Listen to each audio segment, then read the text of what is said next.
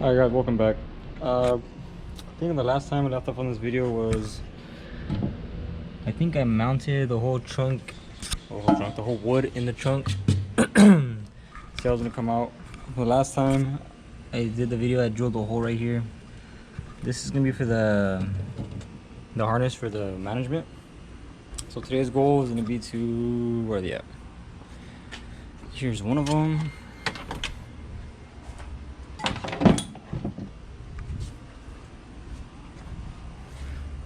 Here's the second one.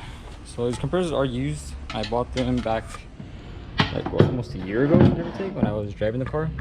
These are both 380cc, I guess. Huh. I guess so. Yeah, they're both 380cc. I thought they had like 440s or something like that. But anyways, they worked great. I never had a problem with them, so I'm gonna read them again. They're only a year old. These should last a while. So the plan with these though is I'm gonna mount them at the bottom of the wood right here, somewhere down here, so that the lines come up. So this one already has inlet. I just gotta take this one out. So I'm gonna get started on that right now. See how good I can get this mounting, and then hopefully get the fabric on today and maybe finish up the trunk setup. Another thing too, I forgot to mention, I need to put my, I don't know what to call this, distribution block, but this is for all my ground side right here. I'm not sure exactly how this is supposed to work, but I'm pretty sure it's in and out for the battery, for the negative, so it's just pure block right here for the negative.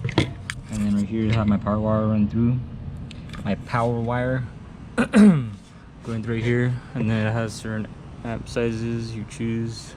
And then right here shows the LEDs, so if they blow, they turn on, which is pretty neat. So I need to figure out a spot to put that at. I don't know if I'm gonna put it on the bottom of the wood or on top. Kind of like how it looks, so I might put it on top. It comes with spare fuses also. So hopefully it works out pretty good. But anyways, I'm gonna start getting my measurements for this because everything else is done. All the lines are good.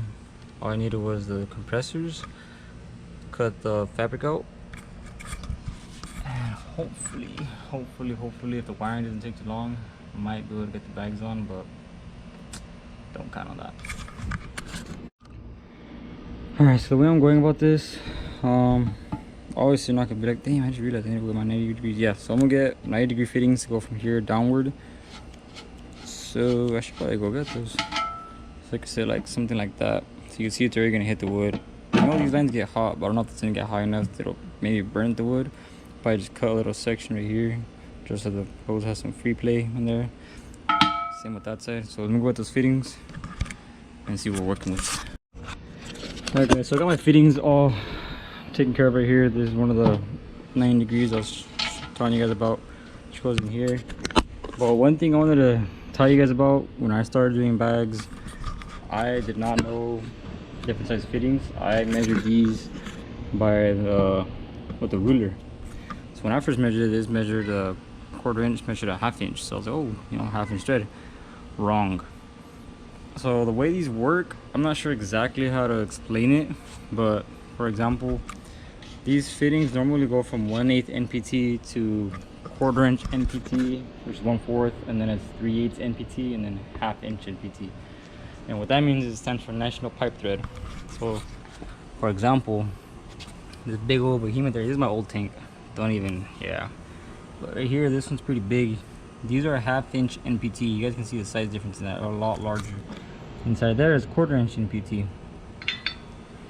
Fits. That's why I got these off of, because I know I had them already. And the only reason I say that is because sometimes if you go to, or you order them online, when I did when I first started, you want to make sure you have the correct fittings. Because for example right here, this fitting right here I took off from that tank management, but right here had a block off bung. So let's go back in. Yeah, so I was right, cool, take it off, because that's from my second compressor, compressor 1, compressor 2, etc, etc. Now I'm gonna put this one on. Doesn't fit. This is 1/4 inch to a 1/2 inch right here, or this is 1/2 inch right here. Obviously doesn't fit. So I've done, what's up? So I've done a lot of bag steps already, so I have a couple spare fittings, but this is the one I needed, which was a freaking nice, which was 3/8 NPT. You guys can see right here, thread's a little dirty because what it's called, the tape use. But it should, yeah, should go in. Yeah, see, perfect. So that's 3/8 NPT. So this is just for anyone doing the bags. It matters what brand you buy, or most of the time it's gonna be 1/4", 1/8, or 3/8 for the type. But when you order your bags or order your tank, it will say which threading it is. So for example, like this is airlift tank. I think I had the badge somewhere, but this is 3/8, 3/8, 3/8, 3/8, all around 3/8. So if you have the same tank setup, that says you'll need. And this is just a safety valve. I'm taking this one off because I have one coming off my drain. So do this real quick.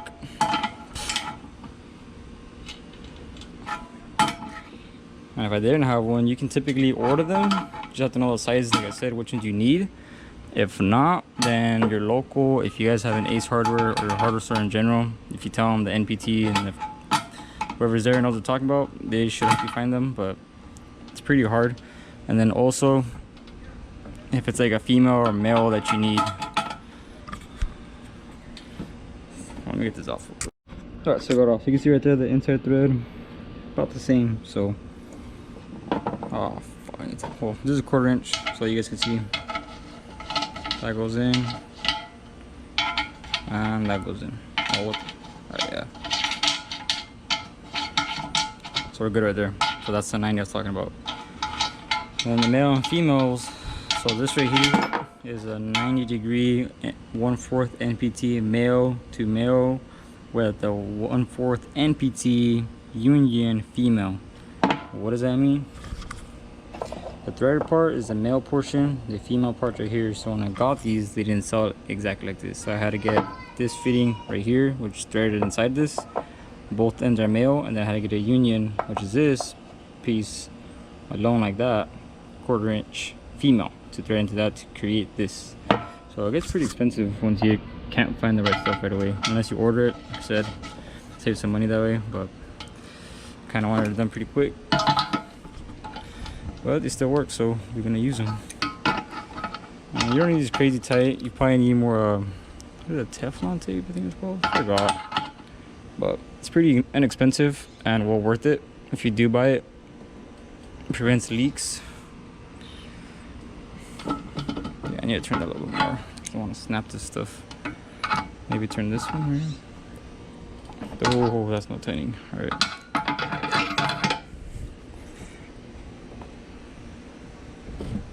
Okay. All right. So you just get as straight as possible. Like I said, it's a 90, so that's my first bag. Let me take off this fitting real quick, so put it on right there and see how that's gonna look out. All right, so this is what we got going on. This one's blocked off. If you guys, for example, this one can be used for like a what do they call the airline for your tires. If you want to air them up, this is the perfect thing you could do. Also, a lot of people do it. I might do it, but this video I just want to get the air suspension setup done. If I ever want to do this in the future, I'll show how to do that. But so with this being like this now, we can get our compressors and get some kind of idea how it's gonna work out. That's a 1/4" right there. Yeah, see, it's not gonna line up, so I gotta trim off some right here. All right, so for the little spot right here area that I need for the airline for the compressors, I was gonna use the little Christmas tree bit. I told you guys about in the last video that we talked about, but instead I'm gonna use this. And the way I'm gonna do that is I'm gonna see if I can make this centered as possible, so I can just use like half of this to get some clearance for that, if that makes sense, like that, because you just need enough for the line to clear both ends. Or like this, I might take out this whole line and then drill it straight down. All right, so technically be like that. I don't know how good it's gonna work, or if it didn't work at all, but I'm gonna just start like that at an angle, that way you can curve with it. And if not, then I'll take off the whole entire fitting and just do it straight down. What's up, Jamie? What's that say? Oh, fuck, you better step away from this, man. Alright, good. That was gonna work out horrible. Oh, shit. Nah, I think I'm about to use a sensor one like that. But I didn't want to do that. Nah, I think it'll work out so good. Let's see.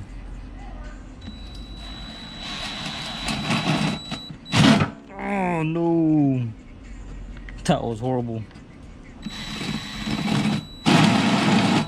There we go.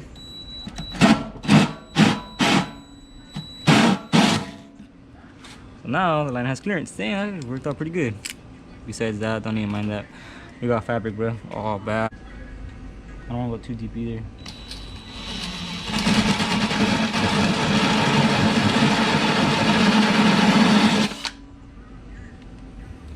Oh, pretty cool. So now, when I mount the compressors, like this, oh no, like this. Here, it's a pretty big hole, but now you can always cover that with the fabric, whatever you're using. But see now,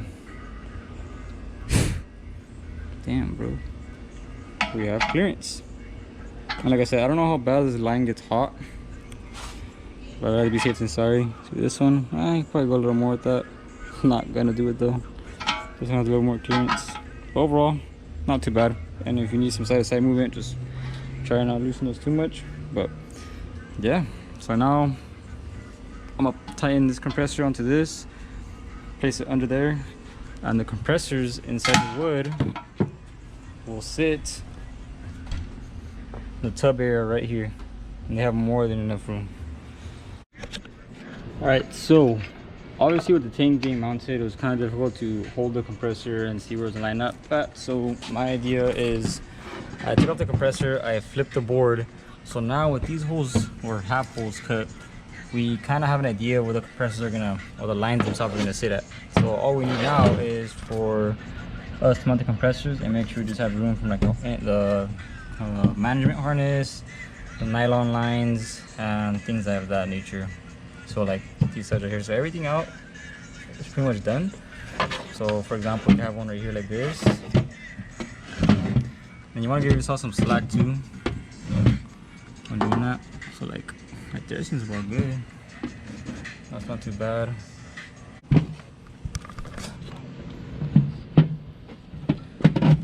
Down right there, if you want to flex. Right there, seems good, huh? Seems about a good amount for like some flex for the tank. Just about there. And I need to get a measuring tape though so you can see how wide. Oh, we're chilling, bro. We have all this. It's like almost the entire wood. So we should be solid like that. And then from there, just drill holes. I had these. Well, this rubber bushing when you buy them brand new, yeah, I don't even know. So mine will be a lot very noisy when they turn on, but it is what it is. So I'm gonna start drilling those holes out, see where I'm gonna route these at with that block, and yeah, compressor should be mounted after that. All right, so to drill, what I do is get a drill bit. I pressed on the compressors and just barely drilled them, so I don't do them sideways because the drill doesn't technically go down like fully straight. So that from there, with the holes being somewhat drilled out, I can all just drill them straight through.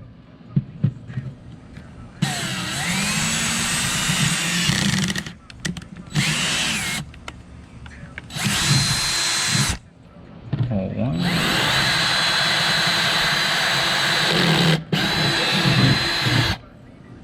Boom, boom.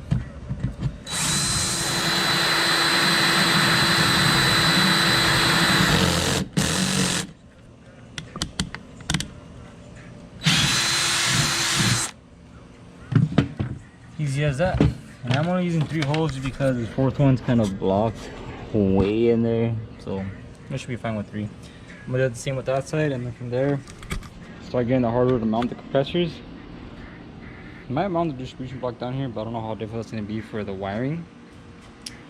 but we'll see when we get to that right now. Alright guys, forgot where I last left off. I think I was mounting the compressors, which I still did. I was looking for hardware. I knew I had some. I wasn't trying to go to Ace or Autoport store to go get some, because bro, I know I got some. But I spent about like 20 minutes looking for all the hardware that I had used. Can't remember what some of it was, but in the end I ended up using OEM Honda like 10mm bolts that I just found laying around, like things of this nature. And then I got some, I have some 10mm nuts that I actually got from AutoZone, which are right here, and use that to mount. I only use 2 on each side, which I might do that unless I can find another set of 2, but let's see. Yeah, I'm not trying to do all that right now, to be honest. But yeah, so I got 10mm nuts. Probably should have not drilled the other hole till I kind of knew I had all the hardware, but it's all good. It's gonna be covered by fabric. Now I'm just gonna tighten it up.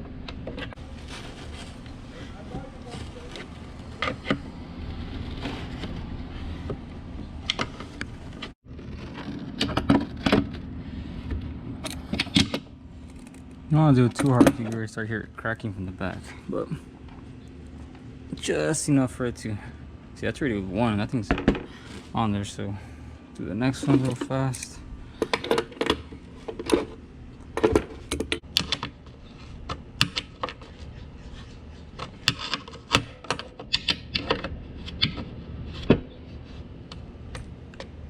Go. That shouldn't come off. You could put Loctite on that, but I'm gonna just do it like that for right now. I mean, I don't think we'll have any issues with that. And same thing with this side. So once we tighten both of them up right now, that way I can run the wiring for it, so you don't have to come back down here or look down here again for the wood. Tighten the compressors on the tank, and yeah, I think we take everything up back off and put some fabric on this thing finally. Get it mounted on, because this thing hurting, bro. Right, put this back here. Oh, this thing's heavy. Alright. So the compressor's mounted. By 2 fucking stands. For what? For your management? Yeah.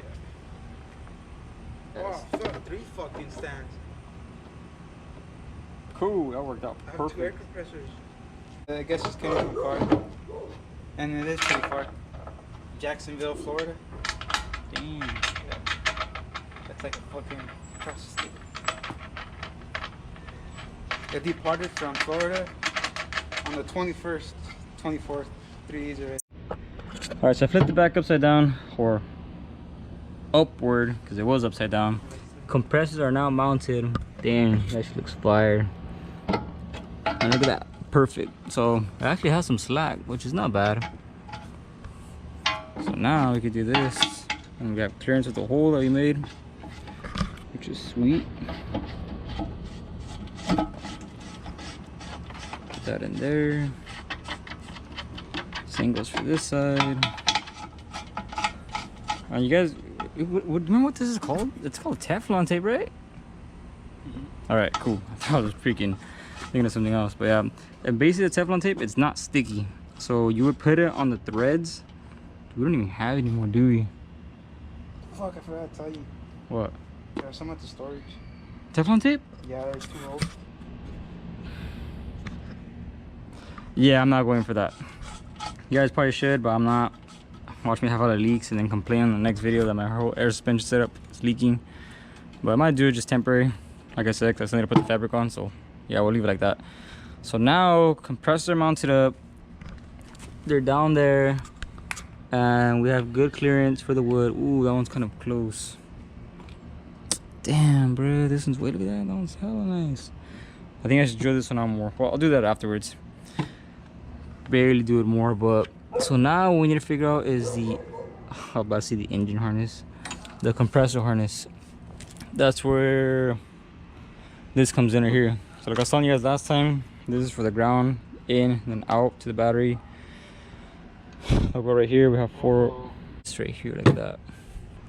It should should clear, because then we have some coverage for the seat right there, the ground come in and out for the battery, and then the power run through here to the battery, have a circuit breaker, and then boom. So I think that's gonna be a spot we'll do right here. All right, so we got the module mounted down, that way we can get the plug on. It makes it a little bit easier. Should fit. If it doesn't, I'm pretty screwed. Haha, it does. All right, so we'll have that plugged in like that. Cool. So from there, I do have a rubber grommet that'll fit in there, so it's not gonna be just a big ass hole. It'll go back that way. And depending on the system or module or whatever you have running your stuff, if it's airlift or different things, you might have to wire it differently. But airlift sends you a kit, which is good and bad. That's pre-wired. I'll tell you the good and I'll tell you the guys the bad right now. Good is because it's pretty self-explanatory. I mean, so they have, here's to power to the compressor, power ground. This is the extra signal output for the relay pressure switch, I believe it is. These are pressure sensors, rear right, rear left, front left. I don't have these sensors. It's for the more advanced setup. Probably get in the future, but we're with it right now. The relay they provide should show, oh dang, it's a 50 amp. Wow, oh, pretty tight. And then you get your USB portion. This is USB that connects to the remote. I don't have the remote, it's inside, but we don't need that right now. Then you will have your accessory remote or accessory turn on. This you will connect to like something fused in your fuse box when you turn the key. I will show you guys that when it comes to that, but that's what that is.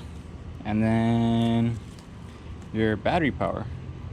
So I don't know if you guys noticed something, but that's long. So depending where you guys have your battery at, you will use this entire wire. My battery's gonna be in the trunk, so I'll most likely just cut this to the length I need it to and use it whatever I need, and just use extra wire for whatever else I need. Yeah, that's the good thing, that gives you everything. The bad part is, for those of you running 2 compressors like myself, like I said earlier, I don't know if you guys caught what I said, this is for 1 compressor. If you guys want to run 2 compressors, Airlift sells a separate harness that'll go to that one, which is like, I think it's about $120 for that harness. And I don't know what you guys bought. I don't have $120 to spend like that. So right now what I'll show you guys how to do is right here, connect those 2 for that 1 compressor. And this is, I believe, the signal for the second relay. All right, so like I was saying, these 2 right here for your compressors. And the difference for you guys to know which ones for the battery, which compressors, the wires will have the pressure switch with it, and the battery will be just held along like I was telling you guys earlier. But anyways, so you connect your power. Obviously you want to make sure this stuff's insulated, especially the power, because if this shorts out somewhere, that's gonna cause you a load of issues. So like stuff being like that, get a piece of heat shrink, which I'll do most likely. And then right here, oh man, I needed a female connector. All right, so like I said earlier, power, the ground wire. Only you can measure it is get the full lengths of it. Each one, they reach. So I got this connector I had spare for some other relays I had right here. It's already heat shrinked and everything, stripped it back. So you want to measure how much you need once it's connected, like that. Measure how far back to cut, and then you never want to cut at the very end right here, just because then you're gonna have to splice it, twist it, solder it. It's gonna move it more back. So when you're doing this, you want to cut the top wire a little more forward, so when you twist it, it actually has some grab to it. So this is about right here. Cut that right there. And trust me when I say this, keep things like this, because one day you might just need a ring terminal out to ground for whatever you're doing. Strip that back, solder it, you have a good ground terminal. It's already insulated and good.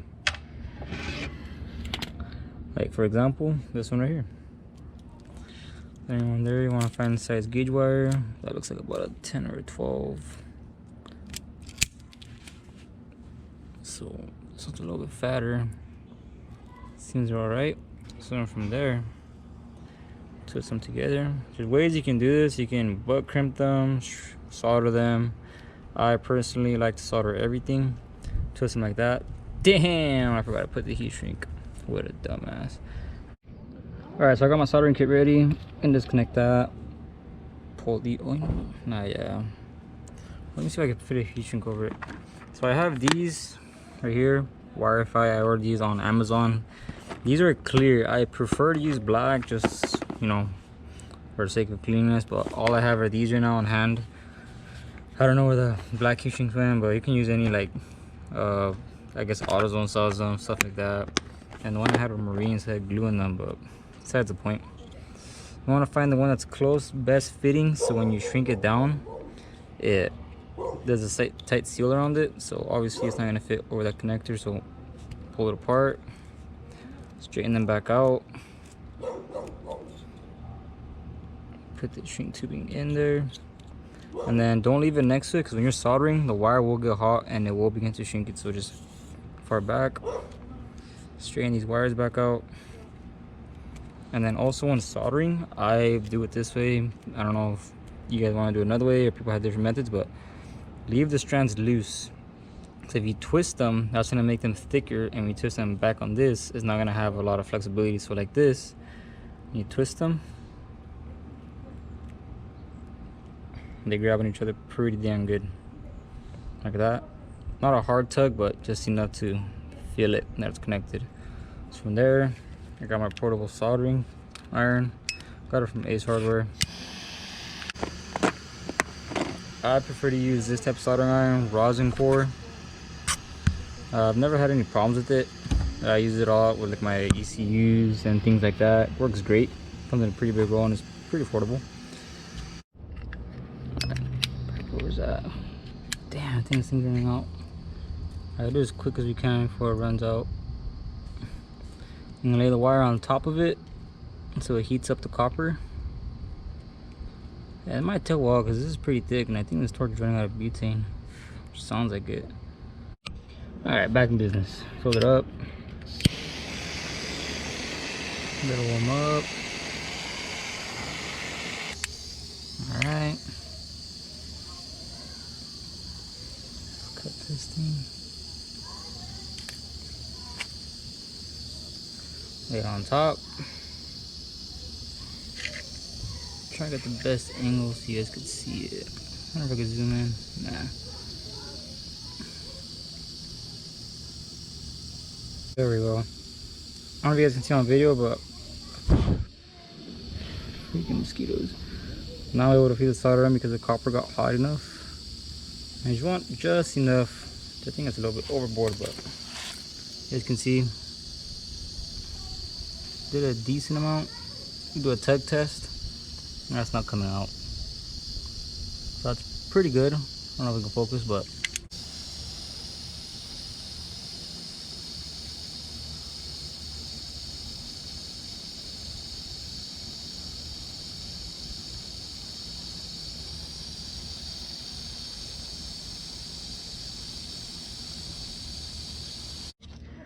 alright, so this relay I'm gonna be using, you can get any automotive relay depending, but I like one I got because it has this connector right here, so I don't need no terminals at the end of it. Just connect it. I have flying leader here with pretty good gauge wire, but certain ways to read this. So this is a 5-pin relay. You don't necessarily need a 5-pin. 4-pin will work fine, but that's all I had on hand and it works great. So that's what we're gonna use. We're just not gonna use 1 pin, and I'll explain that right now. But for those who don't know how to read it, this is the coil right here of the relay that magnetizes it, and right now it's, I don't know how good you guys can see that, but it's pin 30 going to 87A. That's closed already, so that means that one's normally closed, that one's open. So when these two get, one side gets power, one side gets ground, the relay will activate and magnetize that little switch towards 87, and that will get power. So that's how we're gonna wire it. So pin 85 on here will be our ground, they have the pins on here, which if I'm not wrong, pin 85, yeah, ground on this end. So that's ground. Pin 86 right here will be the other end of the relay, so that's what's going to get power. So right there should be 86. Yep. All right. So it's 85, 86. This side will get power, this side will get ground. And then from there is your outputs in and out for power. So these two will energize the relay. This is what goes to your compressor right here. And this is power. So normally you would want this to battery, but let's see. I might just do it a battery, or I might do also, since it's from right here, what you can do is splice the compressor right here like that. I'm not sure I'm gonna do that yet. Right here, this is pretty good beefy gauge wire. Splice it in right here, or from that distribution block, and then this ground output right here will not go to ground. That will actually go to this right here, because this sends a ground output. So when this activates, or like when it activates the compressor, this will activate and will go to this. So we'll add a connector right here, a male connector like this, that'll connect to that. That'll activate that to activate the compressor. This should be a 16 gauge. So we don't need a lot, just for the crimper. Got 10 off right there. And usually if they fit pretty snug, that one fits kind of loose. So what I like to do, see something like that happens,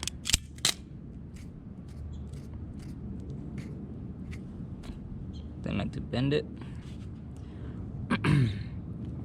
Now just that thickness, when you crimp it, it has a lot stronger of a crimp.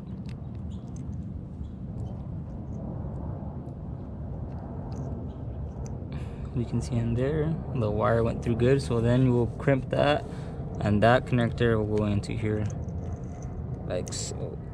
Obviously that won't fit, but we can either cut the plastic off this one or this one, and regardless, once you connect either or, probably take off plastic off this one, so when it goes in, it's insulated by this.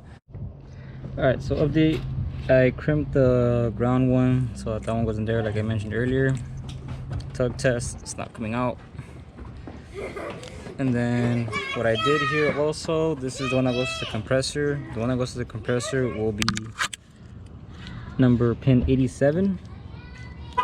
That's the one that's not touching, so that when the ground output gets signal from it, this will kick on pin 85 here, magnetize it, shoot power to 87, which is right here, energize your compressor. Because if you have it on constant with this one, your compressor is always going to be on, which you don't want that. So the management does that. This wire right here will give a signal to this, which will kick on. And then right here, these two wires are 86 and 30. So normally it's not how you would wire it, but I spliced them two together and I soldered it. Got a little tip of solder right there, but nonetheless it's soldered together. They're not coming off.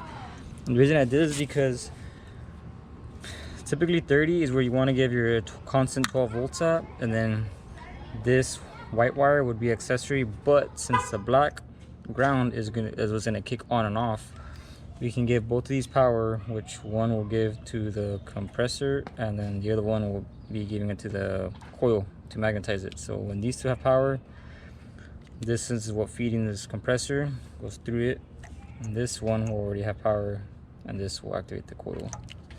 So in other words, this will go here to the compressor. Alright guys, so this is how it should be in the end. Your 87 is the middle one. 87 go to your compressor. 85 should be to your signal switch off the harness itself. And if you guys don't have this, then it's gonna be a completely different wiring setup for that, because some managements will use pressure tank. This one right here would be 30 and 86, merge together. And with these, what I'm gonna do is when I run the wire for the battery, I'm gonna merge it with that, so I just get battery power right off the back. Merge it with these two guys right here once it runs to the battery, so we'll have battery power.